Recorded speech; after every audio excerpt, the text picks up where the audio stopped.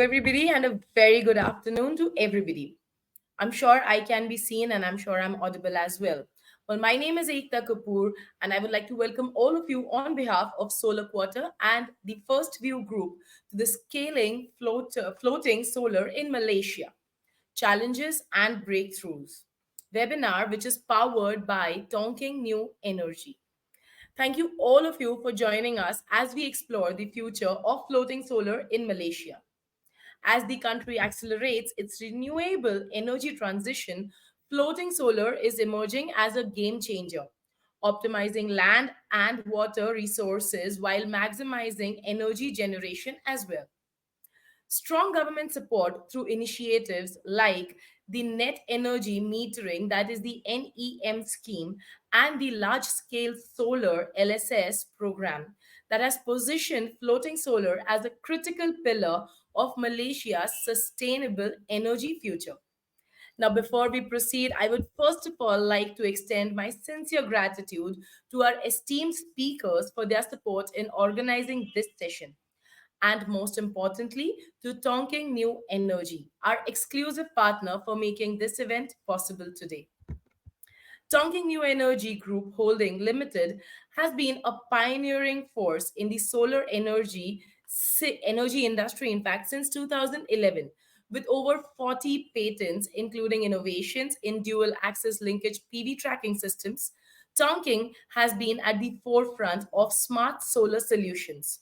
The company specializes in large scale agriculture PV complementary projects and has established strategic collaborations with global leaders as well. Their commitment to innovation and sustainability continues to shape the future of renewable energy worldwide. And now to tell you what all can we expect in this session today. Today's discussion will majorly focus on key aspects shaping the floating solar industry and also the policy frameworks and government incentives, along with technological advancements for efficiency and scalability. We will also talk about strategies for minimizing environmental impact and also about financing mechanisms fueling project development.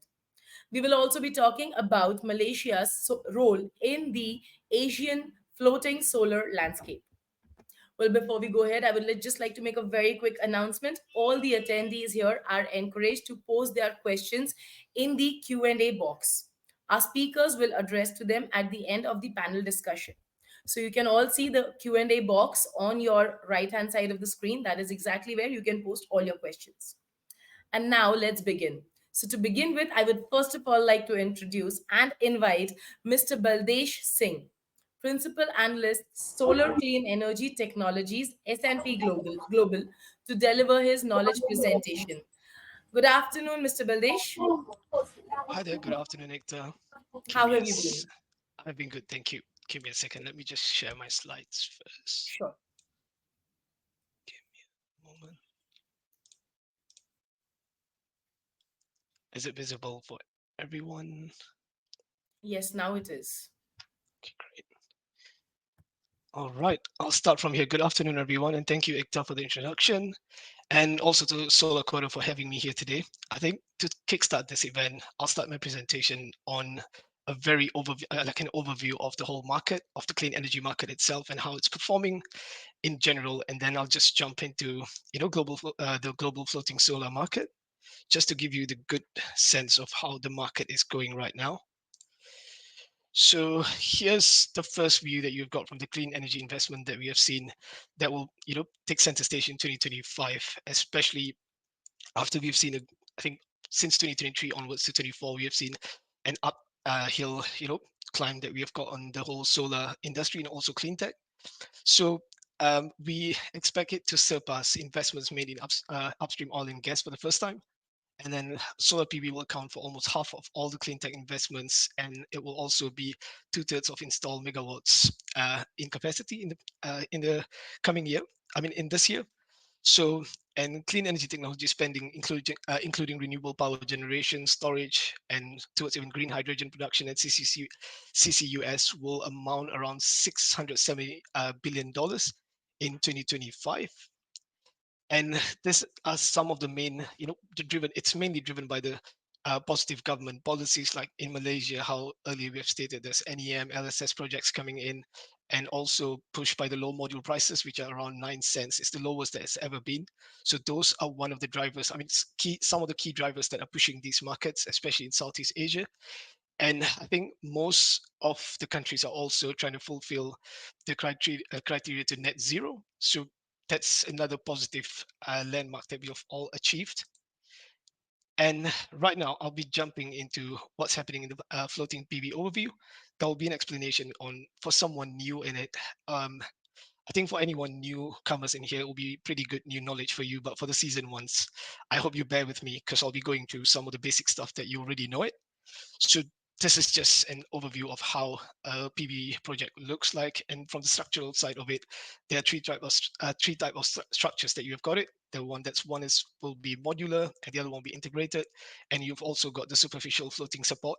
For the modular side of it, it's more of a flexible thing where it's in adding up more. It's easier to add up more PV panels, and then in regards for integrated floating support, we use more on high density polyethylene, which is HDPE and pipes, HDPE pipes with metal bars to complete the structures. So these two designs, which are modular and also integrated, use floaters mainly. And as you know, you've got modules on it, fixed tilt, and they are floated on a single pontoon that you have got on it. And we've got transformers as well. In regards to transformers, for on smaller projects, you've got onshore transformers on it.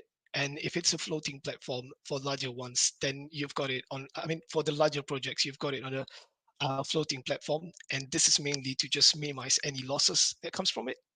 And then the cables that are used here are mainly waterproof, and they're either floating or even submerged, and they are connected to the substation that's the closest to it, which I will go further on it and how the substations and stuff. And then you've got for the voltage conversion as well. The LVMV will be on the water itself, and substations on the grid. And in regards to maintenance, there will be walkways included. It's not shown on the diagram, but on a basic platform, you've got that. And the next part of it will be just the basic economics that we have done from our end for floating photovoltaics on to understand how is it. And this model that I'll be sharing will be based, it's a use of blend of Asian and European prices that we have got. So it's not specifically for Malaysia. So it will differ country by country, especially if you see at land prices, it may vary depending on countries. With countries with scarcity of land, it will be much more higher on the capex side of it. So the graph on the left uses high-level cost averages just to show you the differences in approximate of the net present cost breakdown of a floating PV project. And for a ground-mounted PV project, the right one is for ground-mounted. And these averages are specific for markets where FPV is more economically viable. And if you have a look at it, I think the most stark difference that you would be able to see the difference will be in floating PV projects has got a higher capex, but in running it on the OPEX side of it, it's lower compared to ground mounted. So this is mainly coming out from, if you have a look at it, it's more towards the side of uh, for the land and water lease, will be more towards ground mounted. It's higher for that. That's the reason the OPEX is so much. I mean, it's more. Whereas on the floating side of it, OPEX is lower, mainly if you can get uh, existing water I mean, water that is, for example, in hydro dams, it will be much cheaper to have it. And then on the capex side of it, it will be on the substation side of it. If you're using a hydropower, it will be much cheaper to go towards. I mean, it will reduce the capex of it, and it's usually the installation of a floating is much cheaper because it requires just assembly of the structure rather than having machines to pile the ground. And then inside of modules, inverters, and EBOS are usually similar for both types of projects. And then shipping floats are slightly expensive, hence why you've got a higher capex for floating. Give me a second. I'll just go to the next slide.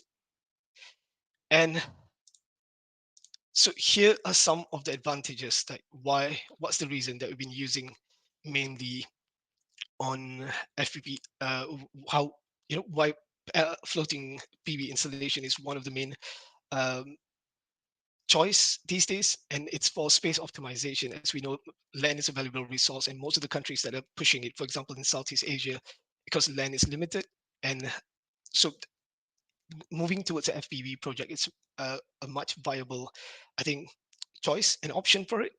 And then there's also like any unused polluted water that we've got, and we've got coal mines. I think in Malaysia we've got a couple of coal mines as well that's not been used, that can be used repurposed for an FPV project as well. And then these projects can be co-located with hydro, wind, or water treatment plants as well. In regards to speed of installation, it's much faster to install a FPV site, an FPV site, because it doesn't really require deforestation. If you look at most of the ground mounted ones, you need to clear out the land. And then there's also some land issues. Countries like, for example, in India, they are one of the top ones, which I'll show in the later slides. Most of the ground mounted projects are delayed due to land acquisition problem, whether it's, a native land. So those kind of stuff are avoided when you're going through floating. And then they can also just be assembled on a bank and simply push into the body of water. And on another side of it, for higher efficiency side, I think it's the cooling effect that it's got. There were some simulations that were carried out based on some research papers that showed at least 12 to 18% of increase in annual average output for energy compared to an onshore PV farm. And this is mainly due to the cooling effects that they have got. And PV panels temperature are optimal when they are on a body of water. And there are also some other methods that we've got. I think if you're using bifacial panels, it increases the power output just because there's some reflective side of it from the water. And some methods, there were also some methods that were used where a water spray were included, a water spray application that was included in the system, whereby it uses the water underneath to cool up the PVs. And in this part of it, and I think ecosystem is one of the main concern that most environmentalists will question on it as well. I think there's a lot of projects that have been carried out to see, what are the impact. It's been pretty, you know, consistent in what they're finding out. So I think from the sense of better ecosystem, there's I think limited evaporation, and it helps to conserve the water in the areas that's prone to drought. And then you've got limits the algae growth as well, and also any erosion that comes out from wave reduction. This will be for sea. And as every good thing, there's some disadvantages to it as well. So the higher operations and maintenance costs will be from the accelerated corrosion that they've got, even though the OPEX is lower. But these are some of the things that should be accounted into it, which can, I think the other panelists that are there, they will be able to explain in depth on how it can be done. And another stuff will be on hazardous work environment from because it's less stable. And going to the other point will be inconsistent yield. This has been something that has been spoken in, I think, a few projects that they've come up with that towards understanding how the output will be. It could actually reduce the output by 25%. And to the next part is that there's some of the salt deposit. This will be for the PV projects that are on the ocean, and for the normal ones, you've got, for example, cleaning system, how cleaning system can be incorporated, especially for any impact on the modules. For example, there's a cleaning system that can be incorporated to it, whereby, but the module should still be at around 45. I mean, it should be tilted. It's important to ensure that no water stays on the surface, as it can cause solar spectrum modification and also change in reflected light. Give me a second. So here are some of the market trends. It will be an overview of a globe, not really global, on Asia itself, the focus, and then we'll move towards some Southeast Asia focus. So on this side of it, we can see that in 2024, around 1.5 gigawatt of floating solar was installed. And for this, I think for the next 5 years, from 2025 to 2030, we're expecting around 26 gigawatt of floating PVs to be installed. And the main drivers behind it is just, again, like how I've explained earlier, it's about land suitability. That's one of the main concerns that are there. And it's driving how we are installing more floating PVs. And countries like even Malaysia, you've got Philippines and Thailand, they've got a lot of body of water. I think Thailand is one of the countries that's pushing a lot for their floating PVs as well. And on a general on overview from you've got like countries like South Korea and also Netherlands, they are pushing up their FEV targets. And Malaysia, as we know, Malaysia with NEM, how it was stated earlier, for LSS that we have got. Sorry, for LSS5 and LSS5 plus, we have got a huge quota coming up for FPVs. From the FPV market forecast that we've got, we assume again the 26 gigawatt will be mainly coming up from India and also mainland China. These will be the main markets that will be dominating floating power. For floating photovoltaic. But other than that, in Southeast Asia itself, the market is growing and a lot of projects are in the pipeline. I think one of the big things that can be learned from these countries will be how they are managing it and how has their yield been for the past couple of years on, after they have implemented the projects. Give me 1 second. So if we jump to Malaysia itself, I think based on the SEDA's website, which is the government website that we can find in this capacity, there's a potential of between 16 to 17 gigawatt of floating solar capacity. And these are mainly the target regions will be in Sarawak. Sarawak has around 11.3 gigawatt of potential because they've got a lot of usable water that we can have floating PVs. And for the peninsular side of it, we've got around 5.2 gigawatt. And for the Bakun Dam, that's around 3.9 gigawatt potential for it. And most of the development in here, we can see from LSS5 and LSS5 plus, you've got 500 megawatt allocated for both of them. So it'll be around 1 gigawatt for it. And also there's another huge project that is under TNB, which is the HHFS expansion, which is the hybrid hydro. So they've got a target capacity in, I think, around 2,500 megawatt. And then the pilot projects that they have done will be one of them will be in 30 megawatt pilot at Chendro Hydro Reserve. Um, and it's expected to scale to 230 megawatt by 2025, which is this year. And the pilot project for 105 kilowatt that they've done, I think when it comes to environmental side of it, we have used food grade plastic as well. So the base of it was used as a food grade plastic, and they've been seeing how it actually affects the environment as well. So the fear, give me a second. Most of the fear that most projects has been there was the environmental impact that it's got.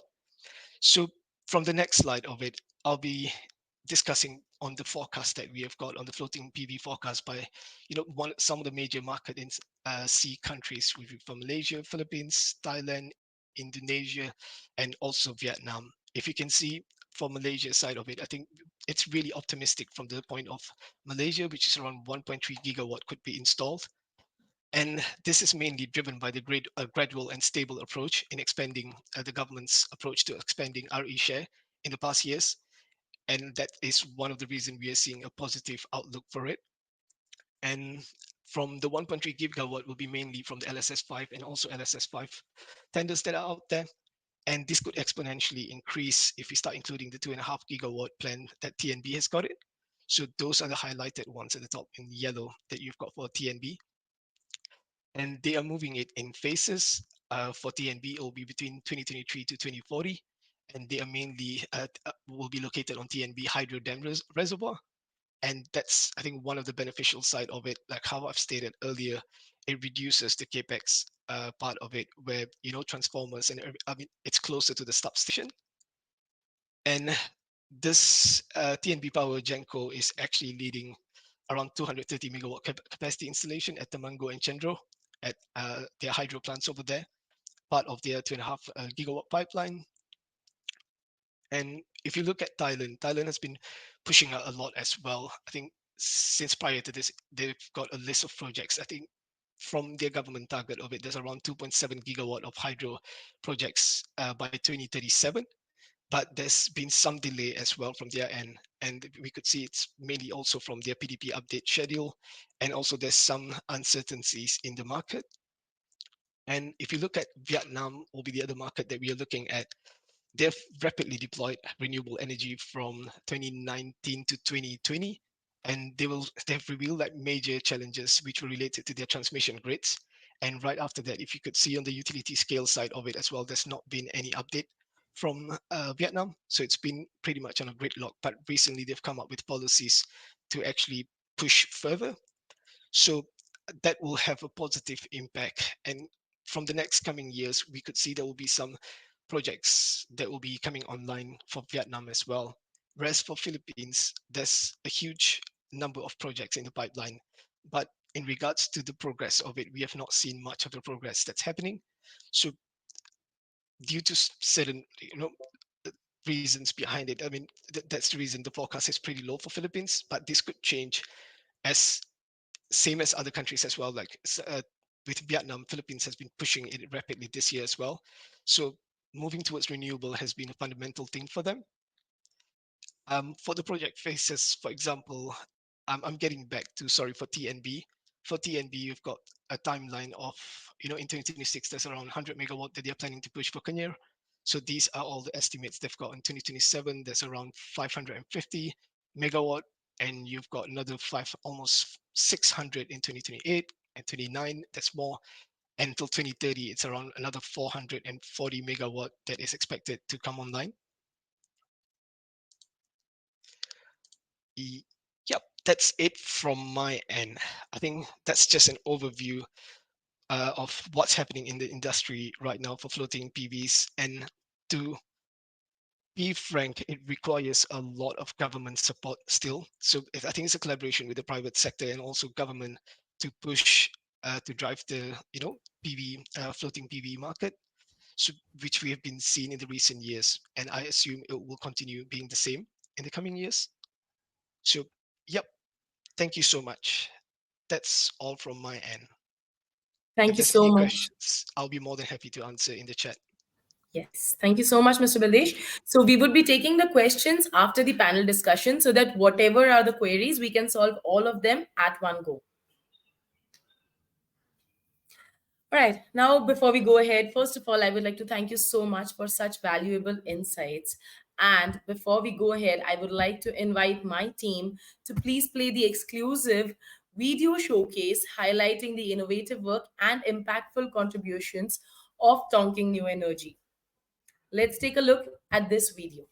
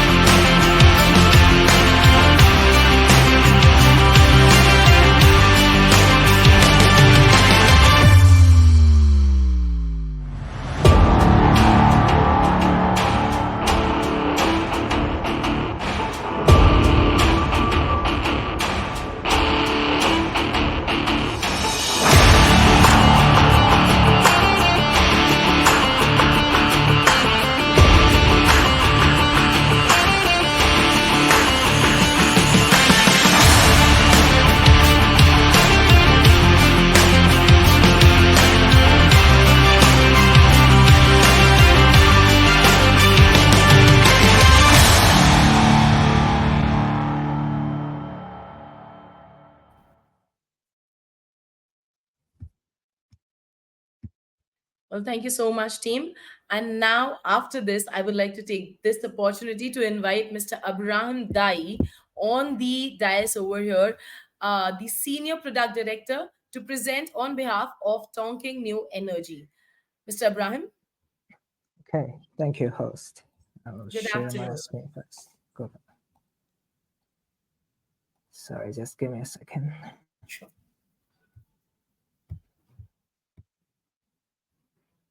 Okay. Okay, thank you, host. Good afternoon, everyone. Thank you for joining us today. And I'm Abraham. I'm very happy here to present Tonkin's new energy floating solar solution.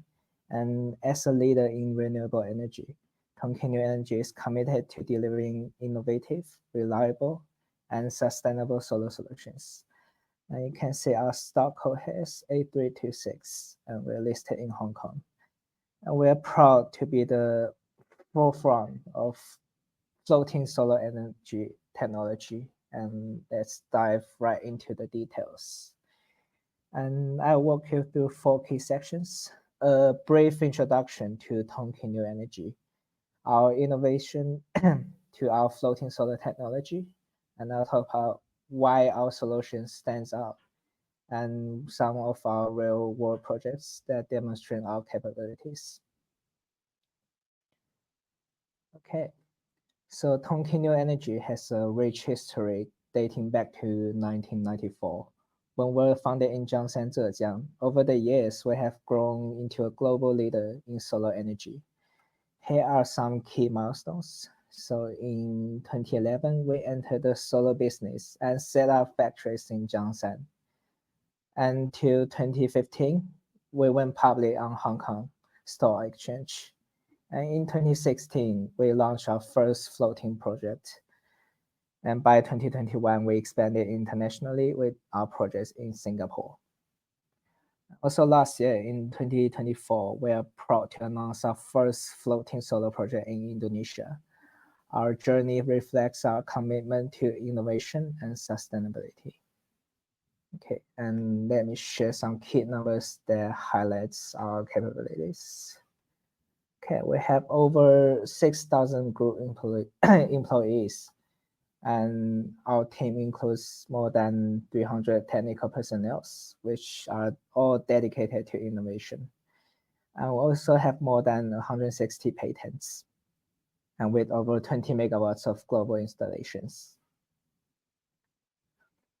Okay, so our floating solar solutions are designed with sustainability in mind.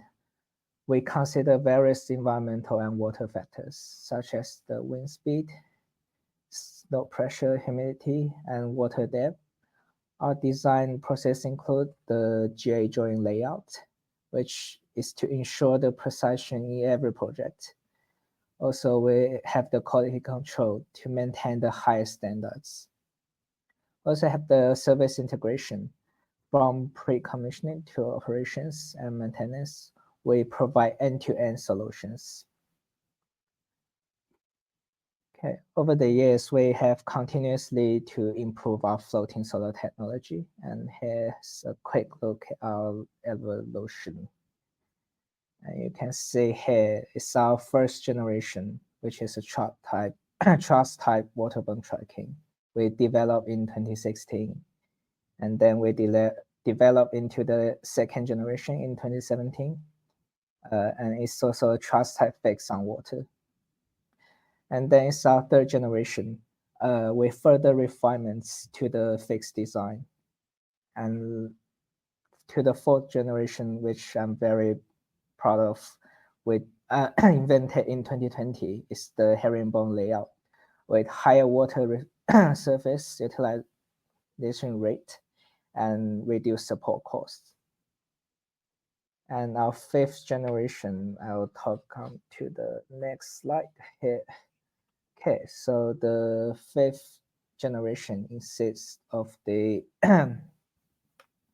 solar panel unit, the inverter unit, the anchoring systems, which is very important to our whole systems. It ensures the stability in various water conditions, and this integrated the design of the reliability and efficiency. Okay. And we actually offer two primary layout options. So first, I like to introduce the south-facing layout. Is to optimize the maximum sunlight exposures. And also, as I mentioned before, the herringbone shape layout, which also reduce cost And these layouts are tailored to meet the specific needs of each project. And if used 4 rows of the herringbone layout, it can increase the total capacity by 10%. And here's our solar panel unit. It's the heart of our system. And it consists of the floaters. It's like the leg, provide the buoyancy, and the beams, which support the entire structure, and the racks to secure the panels in place. And the robust design ensures long-term performance.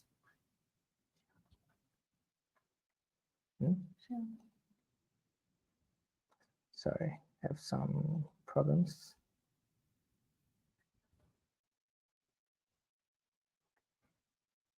Okay. Sorry, I have some technical issue.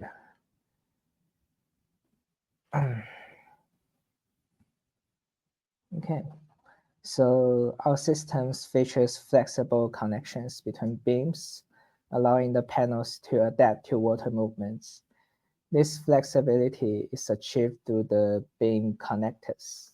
As you can see here, is to enable the horizontal movement. Also, we have the pin shafts to ensure the reliable connections. This design enhances durability and reduces maintenance needs.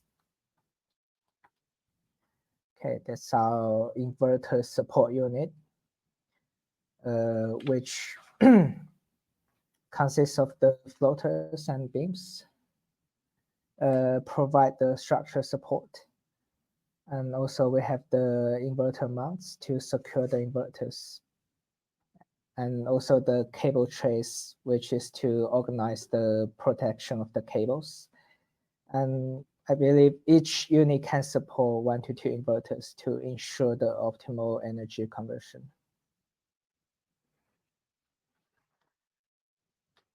Our anchoring systems is another feature we're aiming at our company. So our anchoring system is designed to stable in varying water conditions. Key features include the anchoring change and the anchoring change designed with varying angles to minimize the length change. And it also ensures the balanced pulling forces.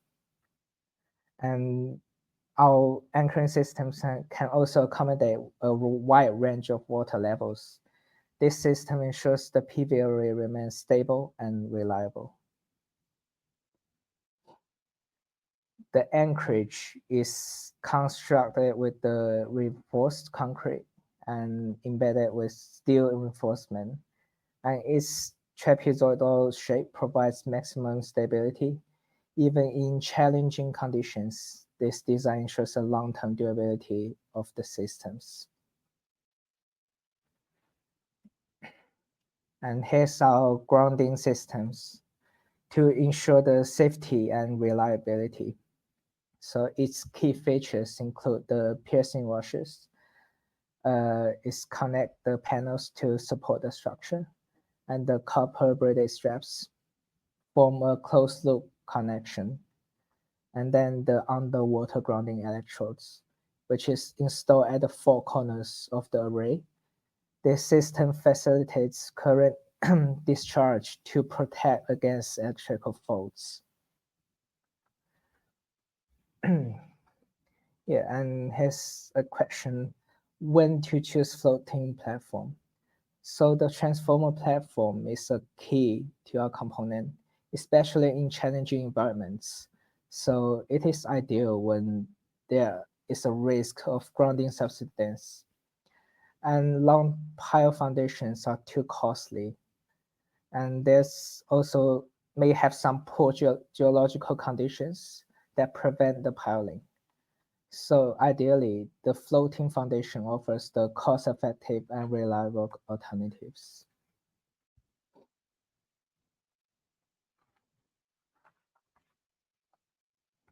To ensure easy access for maintenance, we include walkways in the north to south direction of the array. Cable trays are placed on both sides of the floating portals, providing a safe and organized pathway for technicians. And as you can see in the graph here, and that's our cable tracking unit. Our cable tracking system is designed for efficiency, and the east to west cables run along the direction of the components, and the north to south cables, which is combined with the maintenance axis. The design minimizes cable clutters and simplifies the maintenance. Here's a here are some photos of our installation instructions. So the installation is straightforward and very efficient. And here's how it works. So as you can see, our workers will install the brackets on the shore, and then they push the columns into the water. And then here I'll play a quick video showing our tugboats. We have one at the back, one at the front to position the array. So to stabilize the entire array. Sorry. Yeah. And our workers stand on the brackets to stand on the floaters to connect the brackets using pin shafts. And as you can see, our worker is standing on the floater and doesn't sink very apparently. And that's our workers casting and hoist the anchor blocks at the site. And then we use boats to locate the right location and using the GPS, and then drop the anchor into the riverbed. Yeah. And that's our workers to secure the array with the anchor ropes. And that's the airbag to show where the rope is. And this entire process ensures quick and reliable installation. Okay, talk about our advantages.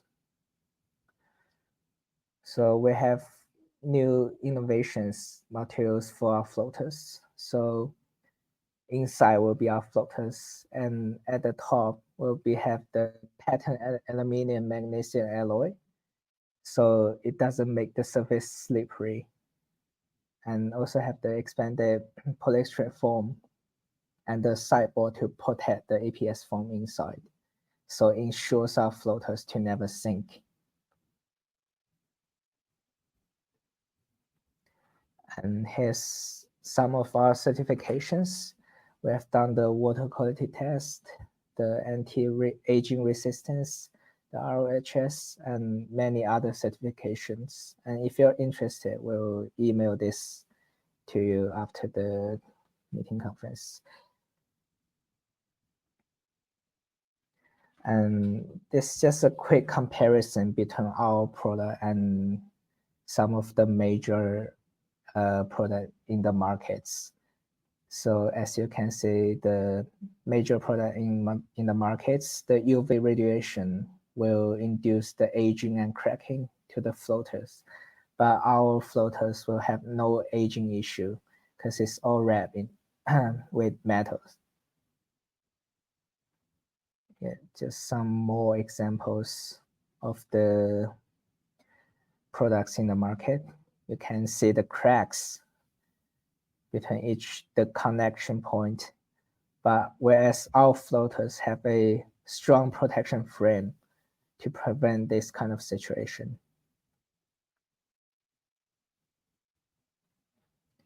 Yeah, and for the project in Bintang Island, which we're very proud of, we can achieve very quick installation. We use only 100 workers, which install 500 panels in only 10 hours.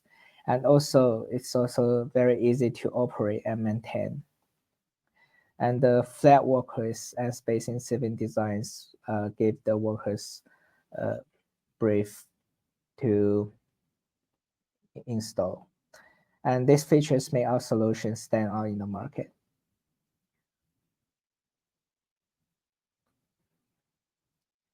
Yeah, as you can see, it's our workers are easy to get into the operation and maintenance points of the array, as our tunnels are very in a placed in a very right position, and also we can make the channels to be in different way, and the flat walkway is very easy and safe to work on. And here I'll show some of our case study. So that's one of our very first project in Sangyu, Zhejiang.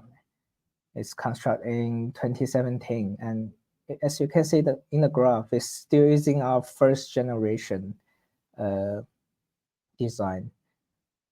And you can see it's very massive, and we don't use this generation anymore. And on the next slide, you can see in 2018, we've been using the new design of the floaters right now.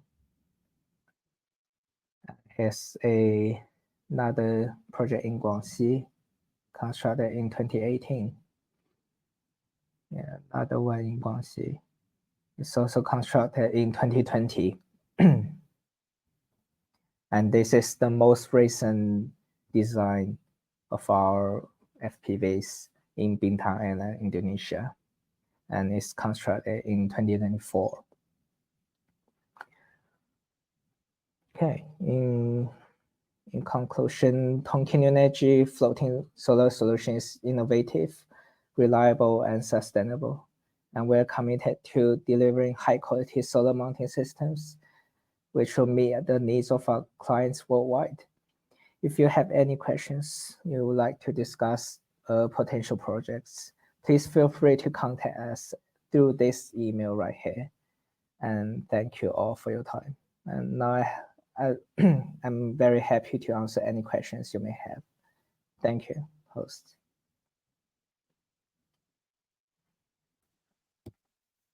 Thank you, host. Thank you so much. Thank you so much, Mr. Dai. That was a fantastic presentation. Thank you so much for your time and for sharing your thoughts. And now it's time that let's move on to the next session. But before that, we would like to first of all dive deeper into some key aspects of floating solar technology. So, Mr. Dai, I have a couple of questions. Let's begin with them. Okay, sure. The first thing that I would like to know is what are the key engineering and design considerations when you are developing floating solar systems for a larger scale deployment? Okay, thank you, host. So we actually have a wide range of the selection of our floating materials. And the floats need to have a high corrosion resistance, especially the UV resistance and long-term durability. And actually, our EPS foam with steel structure offers a very high resistance compared to other materials. Uh, we also view our system stability very importantly, and the design must account for hydrodynamic factors such as the wind, the waves, and the water currents to ensure stability under harsh weather conditions. Yeah, I believe that answers some parts of your question. All right, thank you so much. Yeah. Now, next, I would also like to understand that are there any new materials or structural innovations that Tonking is working on to enhance the durability and performance of the floating solar? Yeah, of course. We actually have some structural innovations, and this may include some modular designs for easier installation and maintenance, and as well as flexible floating structures that will better to adapt the water level change and the wave impacts. Also, we are actually inventing more anti-corrosion technologies. We research into new coatings or the surface treatments to improve the corrosion resistance of the floats and the electrical equipment in humid environments. Yeah, and actually Tonking is currently researching a base of fiber reinforcement plastic. So it's called FRP. Okay. It's abbreviated, and which is have a higher tensile strength. It weighs only a quarter of a steel and is resistant to marine corrosions, make it ideally for floating solar applications. Yeah, and that's a design I'm very proud of. Right. That's amazing. That's amazing. So the next question that I have over here is stability and anchoring. These are two very critical things for floating solar projects, right?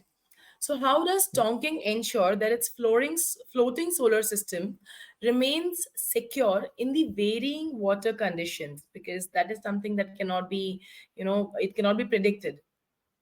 Oh, yeah, true. Hmm. Okay, so we actually we have a dynamic mooring systems. Hmm.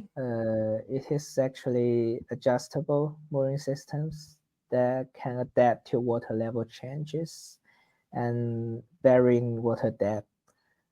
And we also have a special design for the wind and wave resistance. Hmm. So the enhanced stability in strong winds and large waves uh, to optimize flow structures. And yeah, we have a special connection methods. Yeah, and also regular inspection and maintenance of the establishment of the regular. Hmm, you can see my you can see my camera right now. There's some error. You're visible. You're visible, Mr. Dai. Okay. Yeah. Okay. Thank you. Yeah. Yeah. So we hope to. So we have regular inspection and maintenance for our mechanisms to ensure our long-term stability of the marine systems and flow structures. All right. Thank you so much Yeah. for this. Now, there's another thing that, how does floating solar impact water quality? Because that is also a very important point. How does it impact water quality, biodiversity, and the local ecosystems? And what are the measures that we can take to minimize the environmental concerns that come along with this? Okay. So of course, there's some impact on the water quality. So it can reduce the water evaporation and the inhibited algal growth and to improve the water quality potentially. And also it reduces the water purification and improves the ecological balance. And it may have other ecological structures to the local water bodies, but it's still unknown. And we have some of the mitigation measures. So we have regular monitoring uh, of the water quality and the ecosystems to properly identify and address those issues. And we also can use the eco-friendly materials, which can avoid the materials to be harmful to the water bodies and to reduce chemical pollutions. Right. Thank you so much. Thank you so much, Mr. Dai, for sharing your expertise on these crucial aspects of floating solar technology. Thanks once again. Thank you. Thank you, host. And now, having gained insights into the latest trends and technologies in floating solar, it's now time to take a deeper dive into the key challenges and breakthroughs shaping this industry. Our panel discussion will bring together industry experts who will share their perspective on how to drive the growth and adaptation of the floating solar in Malaysia. And now, without wasting any further time, let me very quickly introduce our esteemed panel of speakers. Beginning with Mr. Niranpal Singh, Managing Director, Beva RE Malaysia. Mr. Kalaivanan Munisamy, Head of Planning Department, SIPAC Resources, Borhad. I am sorry, sir, if I have mispronounced that. Correct. Talaiwan and Munisami. Kalaivanan Muniswamy. I Yep. tried this time. Ms. Esther Liu, the Principal Assistant Secretary, Minister of Energy Transition and Water Transformation, Petra. Mr. Milan Koib, General Manager, Hexagon Peak. Mr. Pai Hua Tan, Principal Solar Consultant, AFRI. Mr. Mohit Sharma, Senior Vice President, Marubeni Corporation. And along with all of this, leading this discussion is our moderator, Ms. Arina Kok, partner EY Malaysia. Hello and good afternoon, everybody. Hi, everyone. Hello. Hello. Oh, hi. Hello. Over to you, Ms. Arina, our moderator for this session.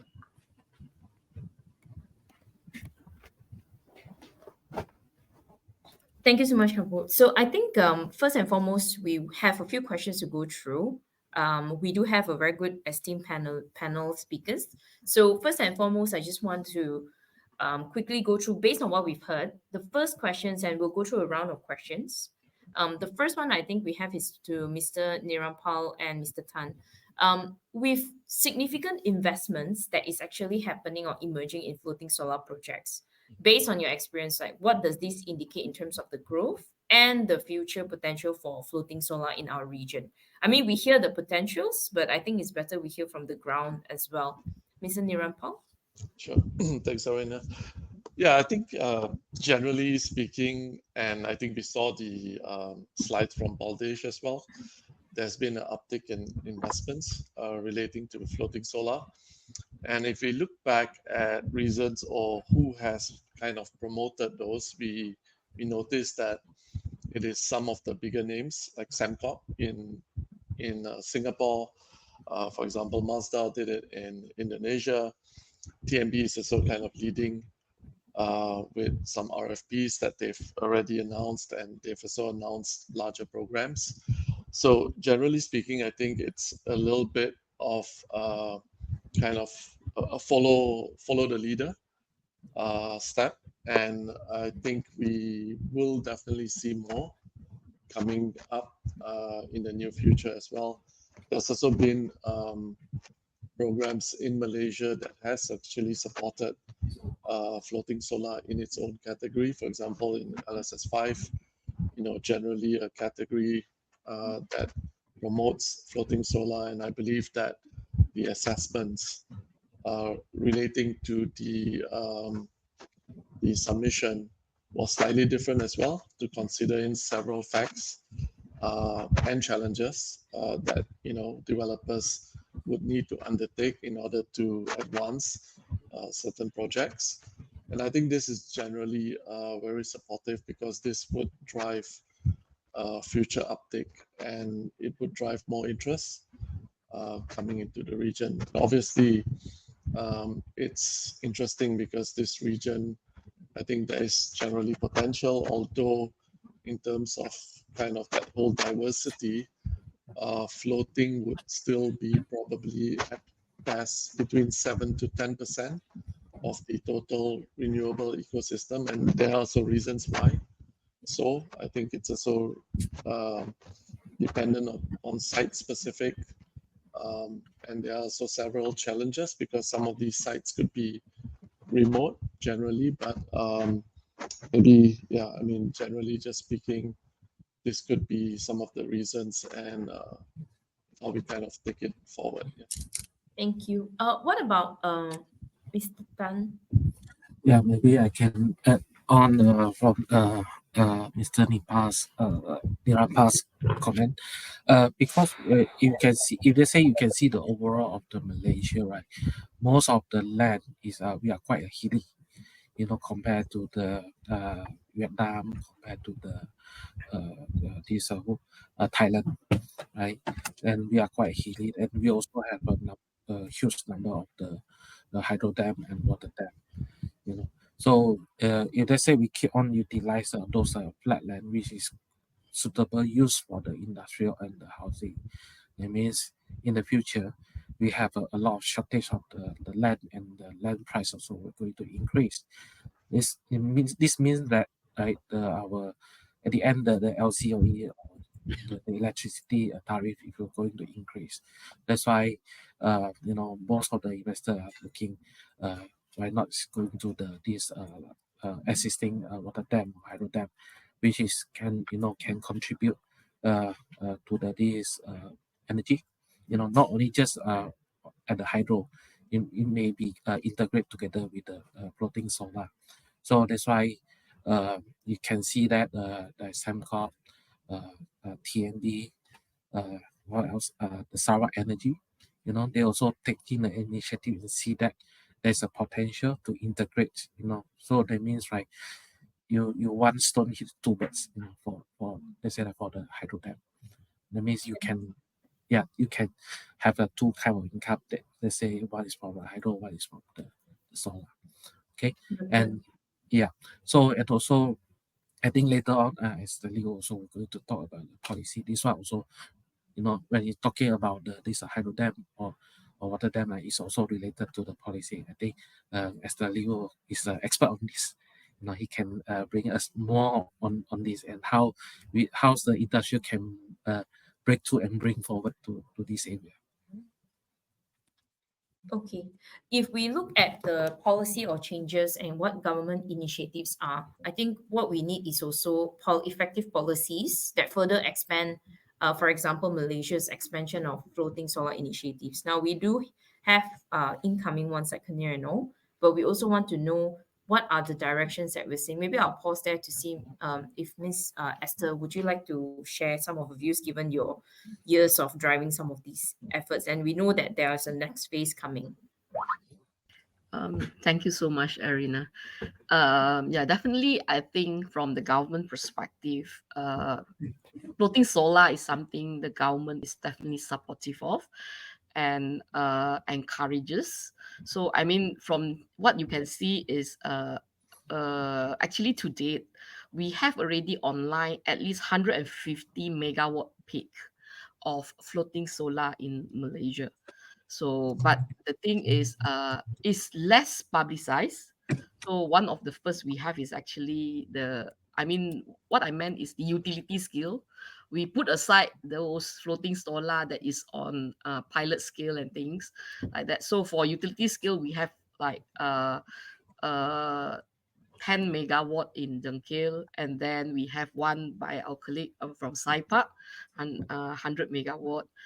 And then under what do you call it? Since LSS 2 onwards, in each and every round of utility scale solar bidding, we have actually approved at least one floating solar project.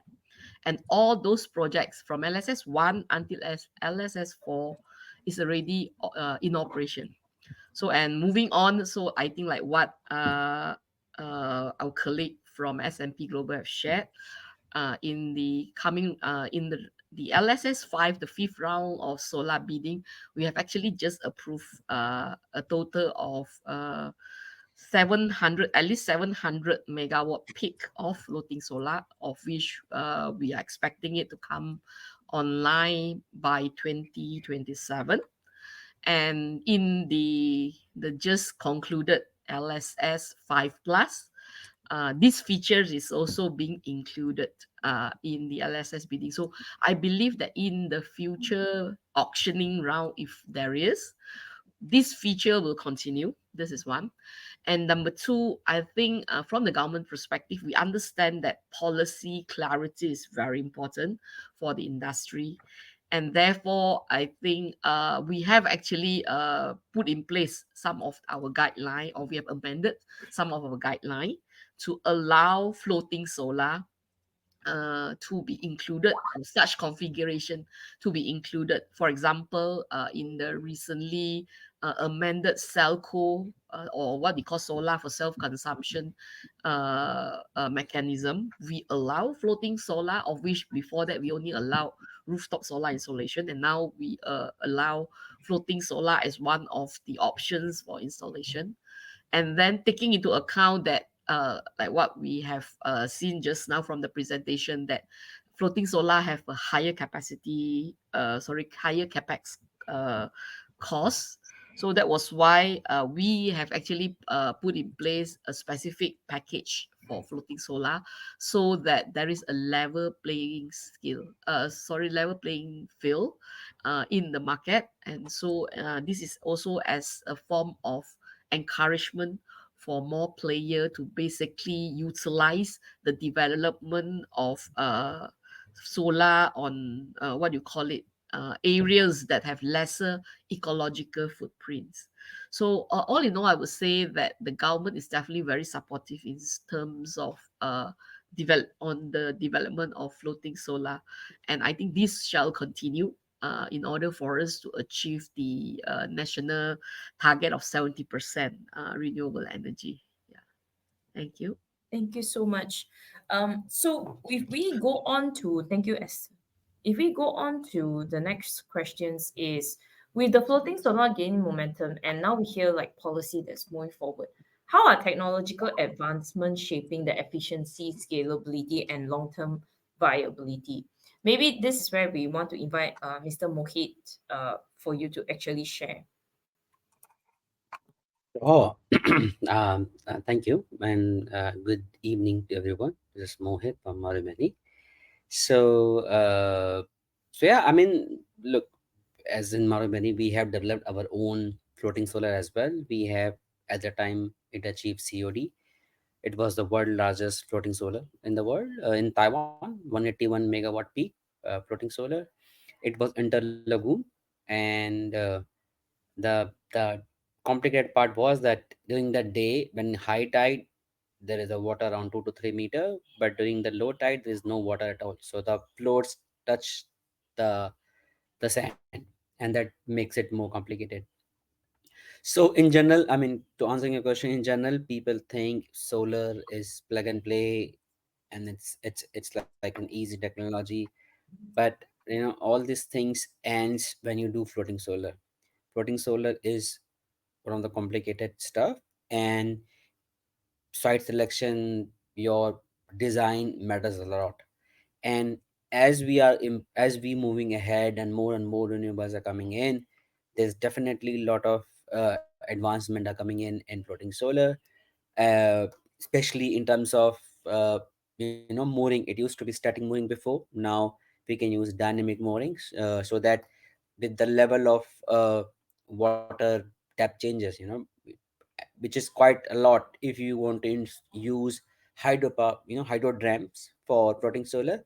So the water depth changes a lot, and for that, if you need to make floating solar happen, your mooring has to be changed dynamic, which is a bit costly, but it gives you flexibility for the floats to move and down with the depth, with the changes of water depth.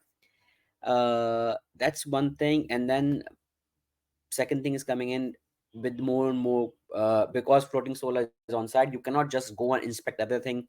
So the drone based inspection of modules is picking up as well for floating solar, so that the moment you have it or you see it, you can change it so that you don't have to worry about it impacting the bigger panel or bigger system.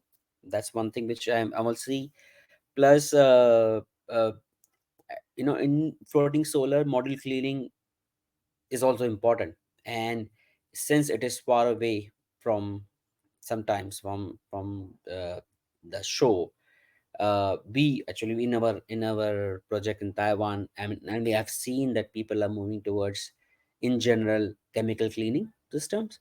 So because to get a, a water quality of a level that is okay for modules to, module supplier or modules, or could be used on the modules, is very important. So nowadays, also technology advancement has been gone into that level, and it is becoming quite competitive as well. Earlier chemical cleaning used to be expensive, but nowadays chemical cleanings are becoming, or getting uh, reduced. The cost is getting reduced, and which can be used, which is making it more you know easy for us to clean it regularly, and then increasing the efficiency and increasing the performance ratio. So these are the factors which I see, I think, is coming along. uh, and I, again, people are also saying use of bifacial modules are will will become, some will become normal. But still, that is, uh, unless monofacial and bifacial is almost similar cost, still the benefits you can get of bifacial putting on the ground because of the reflection is way more than using bifacial panels in the floating solar. But you might have it that people are also, there's research going on for making the floats more reflective in nature, so that we can put bifacial modules on floating solar, which will help us to have more yield from the same area. So I think that's more or less, I know, the technological research or advancement going on at the moment in floating solar industry. Thank you, Mr. Mohit. Maybe we quickly go to the next part. With what we are seeing is also, given the stakeholders, there are many key players addressing the environmental concerns and also to ensure that there are minimal disruption to the aquatic ecosystem. So while implementing the large-scale floating solar, maybe we'll also hear from Mr. Kalai Vanan. If let's say we are looking at some of these, how do we want to think about when it comes to like water body alteration, some of these things that we can think of? Look, I think, as the lenders, for any project, then you have to go and you have to achieve project financing. Your environmental assessment or environmental and social assessment is very important. And and it's can make, you can break or make the deal for sure, or even financing as well. So doing environmental and social impact assessment is very important for the project, which will tell you what are all, uh, things where our project can impact, and what should we do to make that thing go away, or to reduce the impact of our project on environment or on society. So I can tell you the things which normally happens in environmental or social assessment. Like, you do baseline monitoring before you build or even construct the plan. You do a baseline monitoring, and then once your baseline monitoring is done, you for aqua and, fauna, flora and fauna, for aqua and biodiversity, bathymetry, anything in the bed, seabed or riverbed, and the society, any fisheries or people are getting affected by putting floating solar. So all that assessment and baseline measurement needs to be done before. And then after you do uh, impact assessment, you do ESMP to see the measures which we have to do to make it that impact, you know effect minimized or reduced as much as possible. And then, you, in the construction and in operation, you do a regular monitoring of whether all those implementation, or the methods you have implemented or measures you have taken, actually, you compare, you again measure the do the measurement and compare it with the baseline that you have before the construction, and you say, okay, we are still within this range, so it means that our, plant is not impacting any environmental or, to the society as well. For the society, you have grievance mechanism system, you have regular stakeholder meetings and discussions with them. And then, and especially, with floating fisheries business is very important. So you always see, or you try to make or design in your plant in a way that the proper, sun rays are going to the water, and you're not impacting the fishes or aquatic animals nearby or surrounding. So all those uh, things needs to be done, and you have to apply a proactive approach in it. The moment you see something, you have to get it done immediately, because if you start accumulating this thing, it can have a long-term effect on the species, living in the water. So yeah, what I think. Yeah. But Mr. Kalavana, maybe also for you to add on. Yeah, I can add on Mr. Sharma's on EIA's assessment. As you all know, I mean, in LSS 2, we have SIPA have a completed 100 megawatt floating solar at Danau to Uban, Kelantan. It just give you additional information was gathered regarding the impact of the solar project on a local fish population. Notably, the data from the Kelantan Fishery Department indicates a significant increase in the population of fish after completion of this solar project. So this is a further, supporting the positive ecology impact of this initiative. I think that's interesting because we also know that to some level there would be also potential impact on underwater noise and vibration, also potential chemical leaching. How was that being managed? As Mr. Mohit Sarma told us, it's like a regular monitoring on water quality, and also this EIA is not when you start the project into, it's a regular practice you have to do and check all the qualities and water and so on. Okay. So what it means is in terms of the types of materials being used, at least to a certain extent, there is a design phase where you already choose some of the materials that will be at least less harmful in implementation. Ken, so the next question we have is for Yep, Mr. correct. Nirampal. What do you see are the challenges in terms of costs and financing the solar projects in Malaysia? How can the private and public sector collaborate if, let's say, the cost of financing is a concern? First, is it a concern? I think at the moment, generally, not a big concern because there has been projects that were already funded. And I think the back of it is basically understanding the total capex and the relevant studies that has been put through. Generally, I think if you are compliant in the project and you've obtained all the necessary permits, technology selection is also key and important. Generally, I think the financiers or investors these days are also quite sensitive around ESG and sustainability, and generally, as the questions were also posed around earlier about EIA and example of leaching and so on. So if you're able to actually substantiate the whole package, I think that makes it a lot easier. And I think Malaysia has a very good compliance framework in that sense. As Ms. Esther has also mentioned that in all the previous programs, there's also been some view and consideration for floating solar under the main LSS program. So this is basically then a bankable PPA, right? It's signed with TMB, and generally also that helps.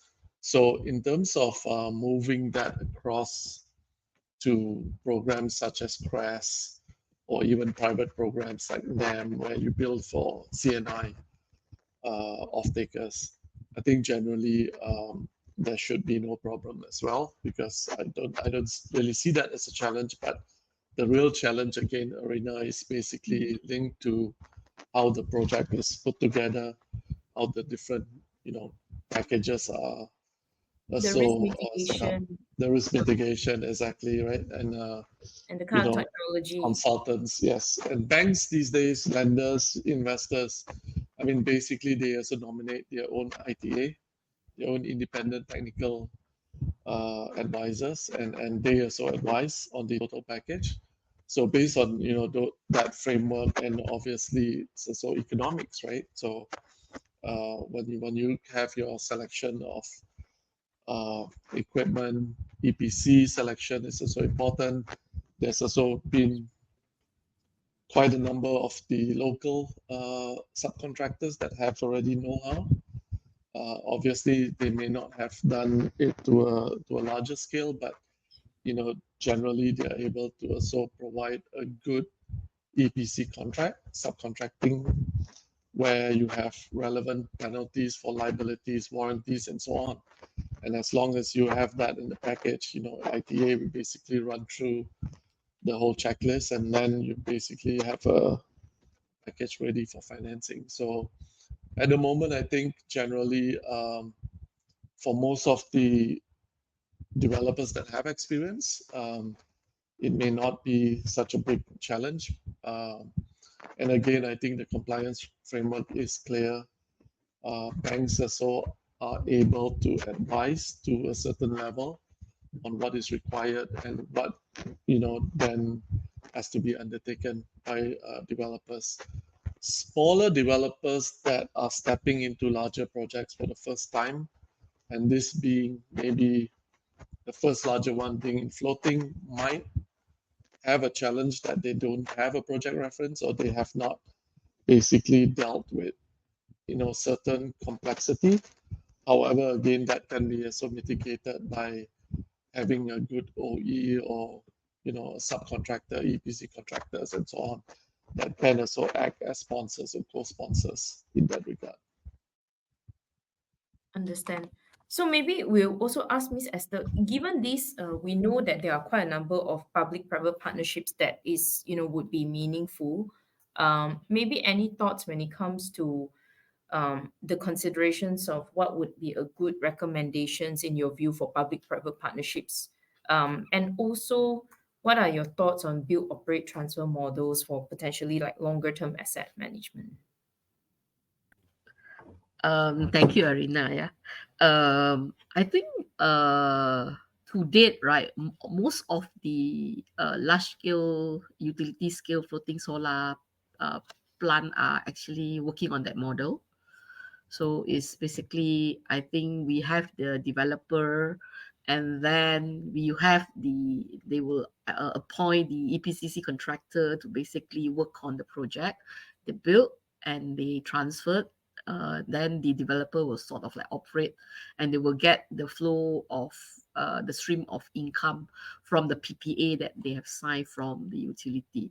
Yeah, but like from my perspective is like what I think, like what Mr. Nirapan mentioned was, I think a good floating solar PPA or PFI project should be a project that as long as I think you fulfill the regulatory requirements of the project planning and the project development.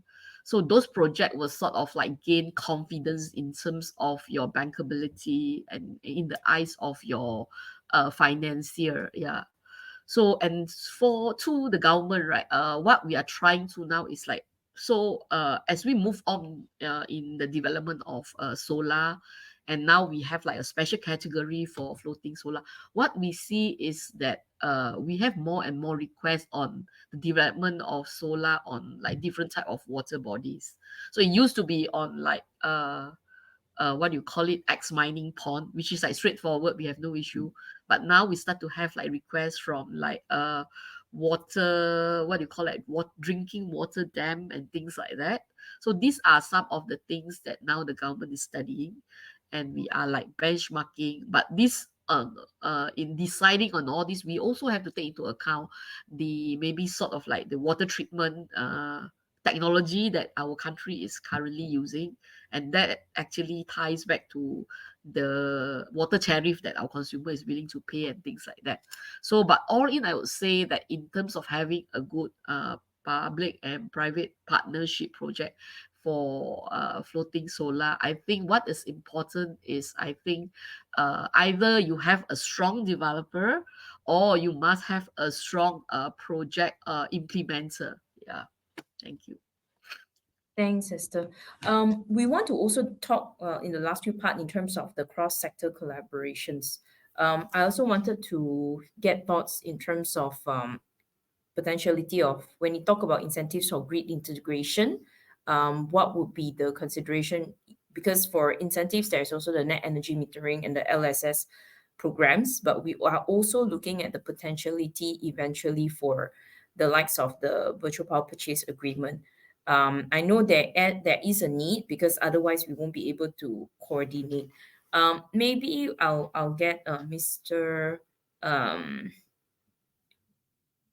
Nirampal if you want to share. Okay. Yeah.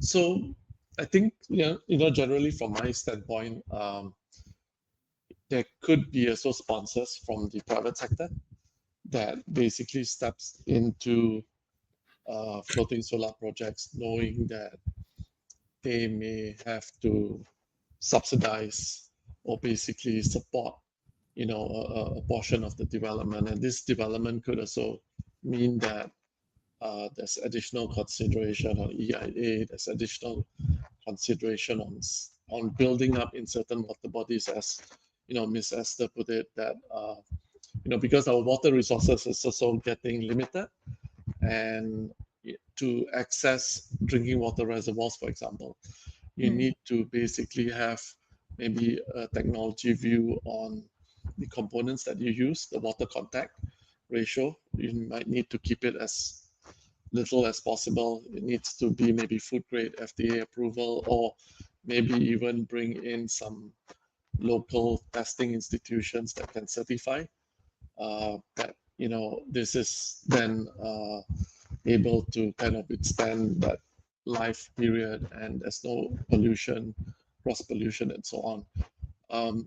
To also maintain the system, there's also substantial cost, because we're talking about systems that generally, are quite recent, right? So if you look at even development throughout Asia or even in Europe, BayWa, for example, has also recently only started in the last probably 5 or 6 years that they implemented floating solar on X mining ponds and so on.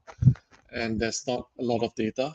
Like solar plants are supposed to last or kind of be built towards a 25-30 year life. But again, we probably need data, and we probably need a good understanding of what needs to happen in between as well, in terms of maintenance costs and maybe potentially also upgrades. So maybe in terms of, kind of support, or maybe in terms of regulation, there could also be maybe some need for a revision, maybe at the point of 15 years, where you kind of redo the full EIA again, and you kind of understand if there's new technology that you can implement, repower, and to actually enhance the quality of the system, because again, there's probably not enough of data to kind of support that whole lifespan of the project itself. Yeah. Understand. I guess because there are many different approaches as we see in the region, I think the considering the time, the last question I have for Mr. Tan is, we also hear the lessons learned from Sembcorp Tengah floating solar farm in Singapore. Now, what we see is DBS saw the domestic RE. It does require a lot, helping to strengthen some of these partnerships as well. But part of it is also to look at what are the examples of potential water lease contracts, for example, and what are the areas that actually support in terms of the offtake agreement, the bankability. Now, for Malaysia, we do know that under the NETR, there is also an aggregator model identified, and that may also lead to the potentiality of easier models, or maybe in some regions they have started with microgrid potentiality.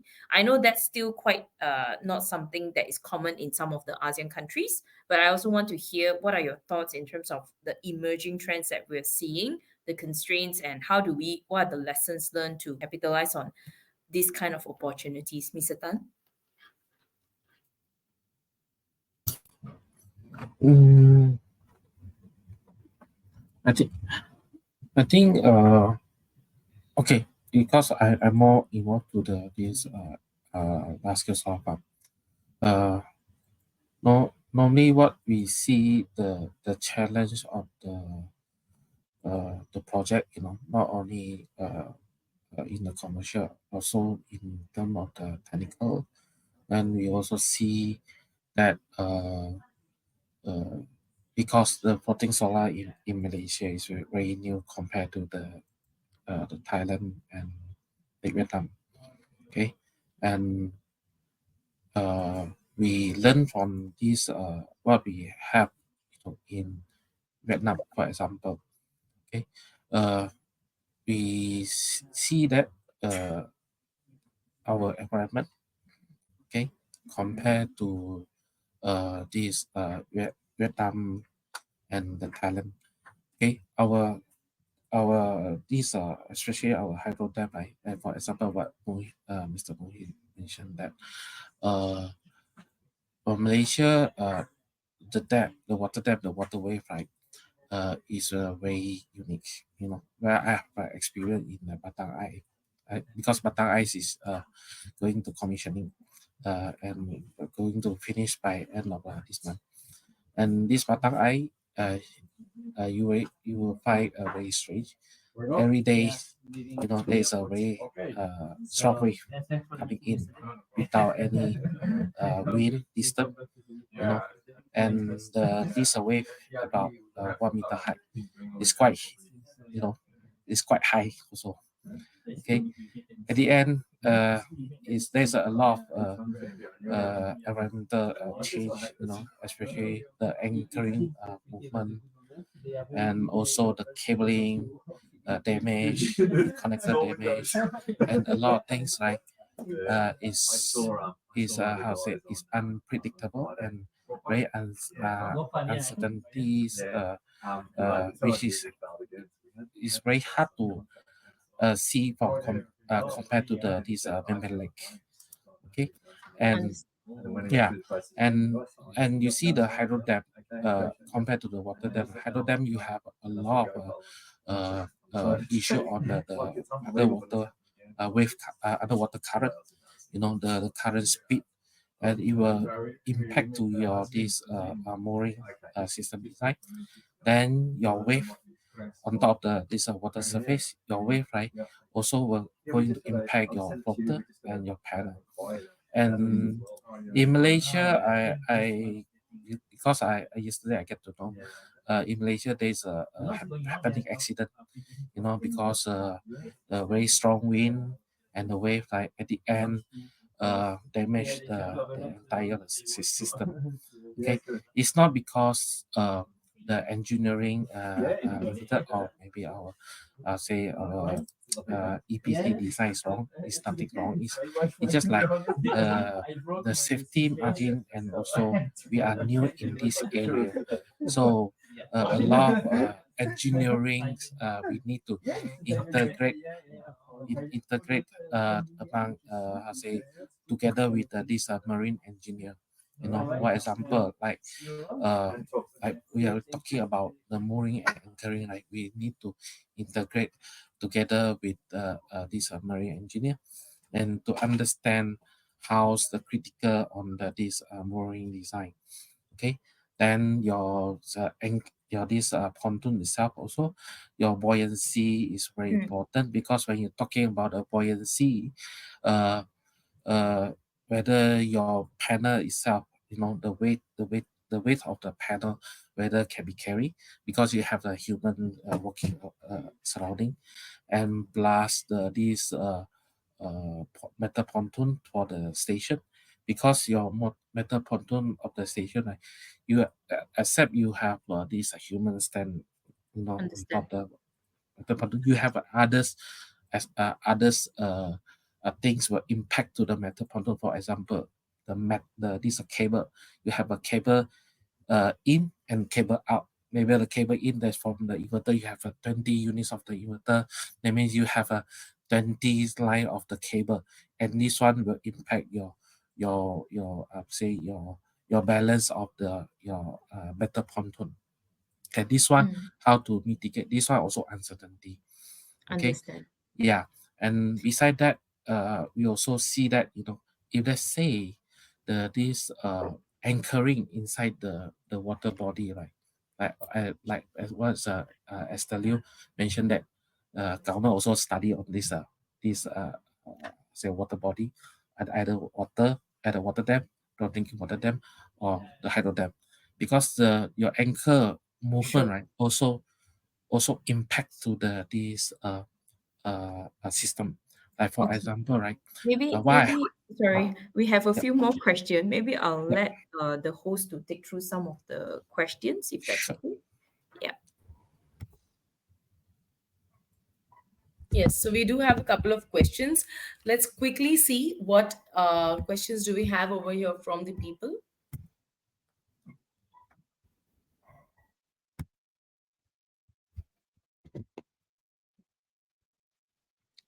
So can I request Mahi to display the questions, or can I go ahead with it? Okay, so we have one question for Miss Esther,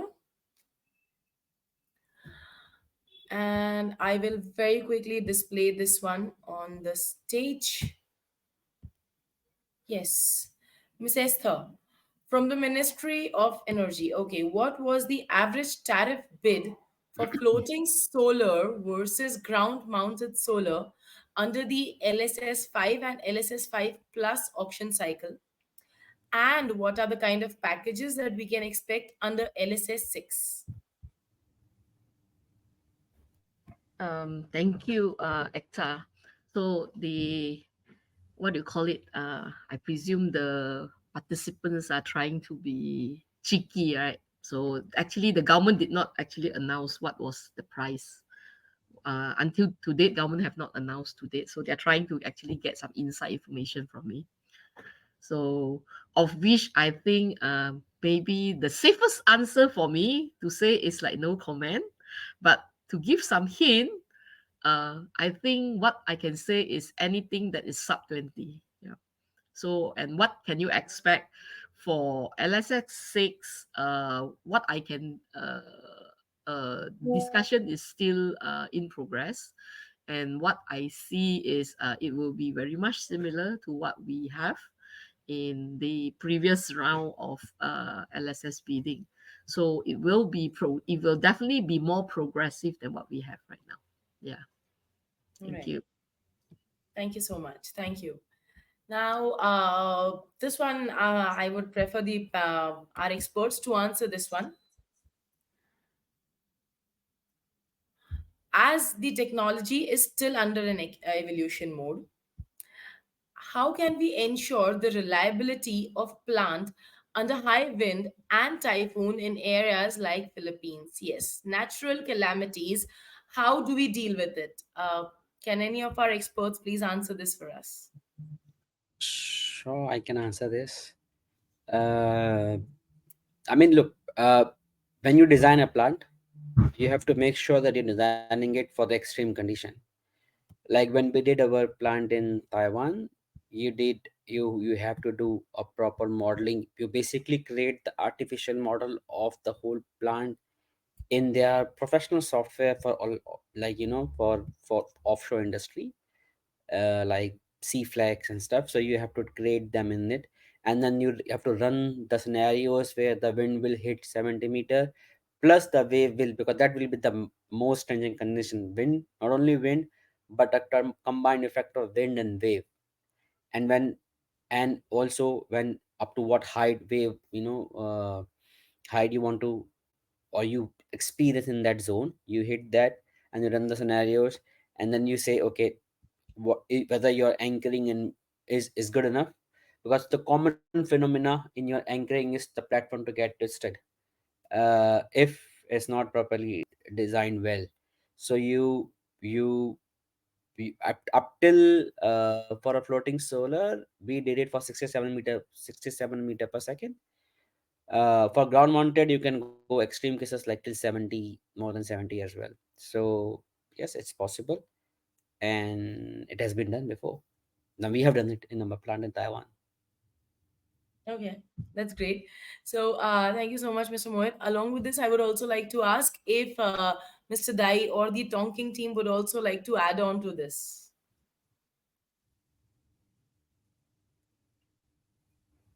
Okay, sure. So for the strong wind, we Yes. actually have a wind resistance design and the use of a low center of gravity and our herringbone flow structure, which can reduce the wind resistance. And the reinforcement of the mooring system also ensures the stability. And even under strong winds, it can still be secure. And we use the flexible connectors to allow floats to move with waves, so reducing the structural stress. And also, our workers have increased the connections strength between the floats to prevent the disintegration from the wave impacts. Yeah. Thank you so much, Mr. Rai. Now, there's another question that had come for you at the time of your presentation. Let me just quickly present that to you as well. This is, which is a better panel orientation? Is it facing or herringbone type for high wind environment for utility scale projects? Okay, as I just mentioned, if on the high wind environment, so it's more ideally to use the low center of the gravity. So in this case, herringbone flow structures is a more ideal structure, can reduce the wind resistance as its shape is like herringbone. Yeah. And yeah, it's very reinforced.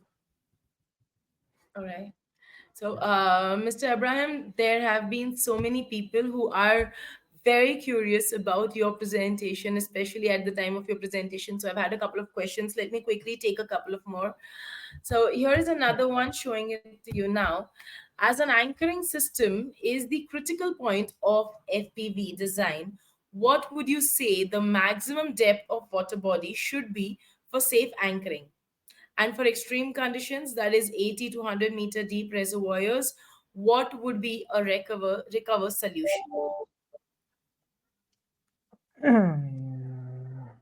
Extreme conditions. Okay. Yeah, it's a very good question. Yeah. So actually, so we have a very rich experience for FPVs, and the water depth is very important to data the anchoring design. But we also need to consider other issues. It's very difficult to say a detailed number of how many meters, but we could provide the solution according to the details and the conditions of the project. Yeah. So, yeah. Right. So there was when you were talking about the metal panels. There's another question that had popped up at that point of time. Isn't the metal create unnecessary heat to the PV panel? So doesn't the metal create unnecessary heat? The thermogenesis. Mm, actually, there's no issue in this regard. Okay, there Yeah, is. as photovoltaic mounting structures are essentially made of metal, so it should be all right. Yeah. All right. And here's another one. There is a lot of curiosity. If the wave height in a water body goes up to 3 meters, how to protect the FSPV economically? Uh, 3 meters. There is no way. Sorry, it is too high. Your floating PV will cannot Yeah, stick. so It is it's too high already has for to be- all products. Yeah, I agree with him. Yeah, actually, thank you a lot for saying that. Yeah, the, the, the- yeah, we can suggest to build like a dam to prevent the waves going to impact our arrays. But in reality, it's very difficult to achieve this kind Right. of challenge. Yeah. True. around 1.5 meter is something you can get, but more than 1.5 meter is impossible to Yeah. make it economical or to That's even true. technically make it possible. Right. Now, talking about the challenges, there's one more question that I have over here. How does the clean or dirty earthing for floating solar goes since it is not located on land? And what are the challenges that are involved? I can answer for this. Please. On the challenges, I think the water conductivity, which is water, especially the seawater, can conduct electricity, increase the risk of electrical faults spreading through the system. And then other challenges like corrosion, salt water in marine areas can cause corrosion of metal parts, including the grounding system. And also the challenges on maintenance, checking and maintaining the for example, like a earthing system is more difficult since it involve underwater components which may require diving or remotely operate vehicles for inspections. I think in a summary, I mean, this for floating solar system must be specially designed. This is what Mohit Sharma mentioned, and to deal with the water conductivity, corrosion, and maintenance challenges. Lah. Right. Thank you so much. Now let's take one final question for the afternoon. And this one I'll again direct it to the panelists and Mr. Dai. Please go ahead with this one. What is the deepest anchoring that is possible? Uh, deepest anchoring possible. So actually, ideally, is within 100 meters, but uh, depends on the geological features of the project. Uh, we need to consider like a lot of issues, and it can exceed that number. And it's hard to say like a detailed number of how many meters, yeah, as I mentioned before. And we can provide the solutions according to the details. And if we have the projects in hand, yeah. Just to add on that, I think Yeah. for floating solar, yeah, it's not the water depth which is critical or will make or break the deal or project. It's the water depth variation. So you can go up to more than 100 as well. Technically, it's Yes. possible, and Yeah. it has been done before. Like oil and gas industry has been there for hundreds of years, so it's not a big thing. It's not a new thing. The problem Yes. arises when you have water depth variation, and that makes a thing complicated because then you have to have mooring, dynamic mooring, and there's a limitation on it. And dynamic mooring is expensive. So water depth is not a big issue. The problem is when you have, I mean, even 200-meter, under 50-meter is not an issue.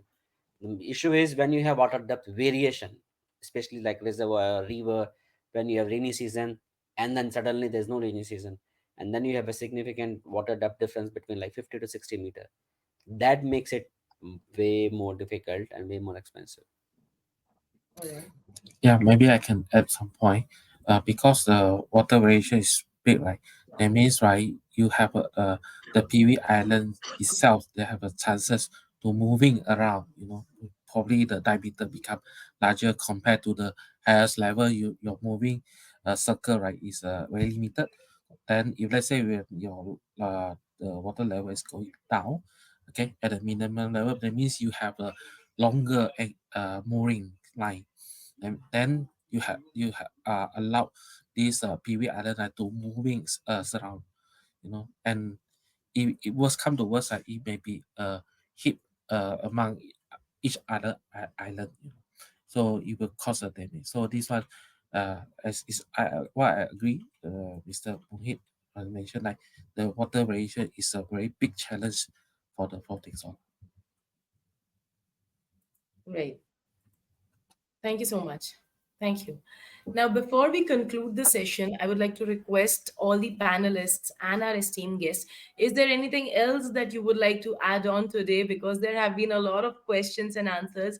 So, is there anything else that you would like to add on and give us some more information or any take on today's whole session?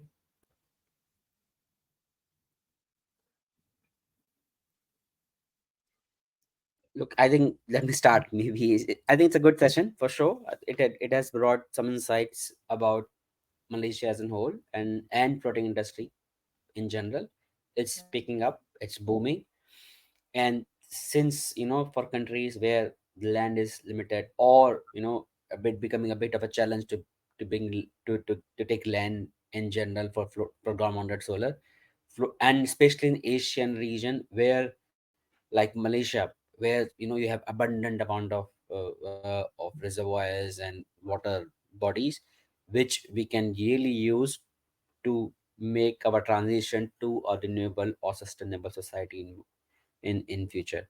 So that's, I mean, that's a bit from my side. Thank you. Thank you so much, Mr. Mohit. Is there anything that we would like to conclude with? Miss Esther, if you would like to say something here. Nothing much, but definitely let me thank the organizer for having a voice of the government in this panel, and definitely felt honored to be part of this very high-powered panel with all these high-powered esteemed panelists. Yeah. So definitely, I think what we can say from the perspective of the government, like what we can see from the very beginning, that there is a high potential. We have around a potential of say 17 gigawatt of solar floating solar potential in Malaysia, and we have from there is 5 gigawatt maybe for Peninsular Malaysia. Definitely from the government perspective, we will be working on that to maximize and optimize the potential of floating solar in Malaysia, because we understand that floating solar is something that is advantageous, and it basically has a lower ecological footprint, and therefore it will sort of like provide us the the move for us to go forward and achieve our energy transition target, while we can still conserve and maintain our land use for whatever economic activities that is needed. Yeah. Thank Thank you. you so much. Thank you so much for also being with us here today. Mr. Muniswamy, would you also like to conclude something? Is there something that you would like to specify here? I think it's a very good section. We talk about the technologies, design, and careful planning. I think all these will mitigate the risk. I think making a solar more suitable and a viable energy solution for the future. Right. Thank you so much. Mr. Pai? Yeah, I think the most important thing is right to get the proper feasibility study. This is the most important, because uh, floating solar is not like a ground mounted. There's a lot of uncertainty going to carry. So if they say we want to make it clear about the project and minimize the project risk and get the financial institute more comfortable, I think the exercise of the feasibility study and the environmental study is very important for the floating solar. Right. Thank you so So much. next. Mr. Ibrahim, would you like to add something over here before we conclude today? Okay, thank you, host. So yeah, I would also like to emphasize like the key points we've discussed today. And we have explored some challenge and solutions associated with the FPVs. And we have highlighted the necessity for floating structure suppliers to ensure our products can withstand the significance of the wave heights, and the recommendation to construct the dams possible. And as we move forward, and it's very crucial for us to continuing to even though to innovate and to improve the resilience and the efficiency of our systems.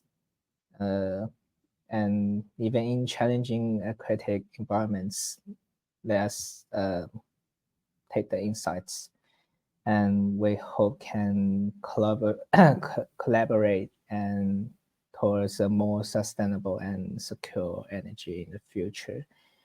And oh, and also I like to promote our offline a workshop in Kuala Lumpur, Malaysia next month.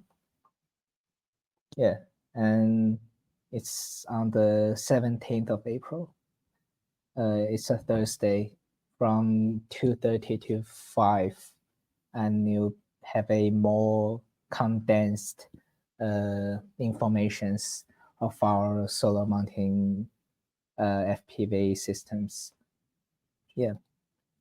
Right. And thank you a lot for having this. Thank you so much. Yeah. Thank you. And I'd also like to ask Mr. Niranpal Singh to please add in over here. How would you, talk about the whole thing that we did? How informative was it, and what is your say on it? Yeah, I think it's generally a good session. It's also good to have everyone's perspective. From my point of view, I think floating solar is definitely something that should be accelerated, or rather should be at least considered by the developers. And if you ask any of the developers, maybe Kala, and so on, that have done floating solar, for them, typically I think they would want to still continue doing it. I know Baiwa is definitely interested to continue and kind of bring our technology as well towards this part of the world. We did already have a kind of a system deployed in Thailand. We did that smaller system before, but we were also exploring options within Malaysia. So obviously, I think it's definitely a consideration. And although there are certain challenges, I think, like ground mounted, or how, the scale up has been, typically with the good framework that the ministry has laid out, I think, it's easy to take the right steps and easy to engage with the right stakeholders. You don't have to look outside of the country. I think there's enough support within for to kind of advance this development as well. So yes, thank you, and it was a pleasure joining the session. Thank you so much, sir. It was a privilege having you here. I'd also like to ask Mr. Baldesh Singh, sir, what is your take on today's session? Mr. Baldesh? Yep, sorry. I think it's been a great sharing from everyone, especially getting to know how the industry players are keen to develop the market. And also, I think thanks to Miss Esther to share a little bit some insights and hints on how LSS6 is expected to grow. And yep, it was a great session. Right. Thank you so much for having me. Thank you so much for being with us. And also, our moderator, Miss Arena, could you please also help us conclude today's session? Okay, I'm guessing Miss Arena is not available right now. So, yes, I guess it's time finally now for me also to thank all of you over here. And with this, today we conclude our today's webinar.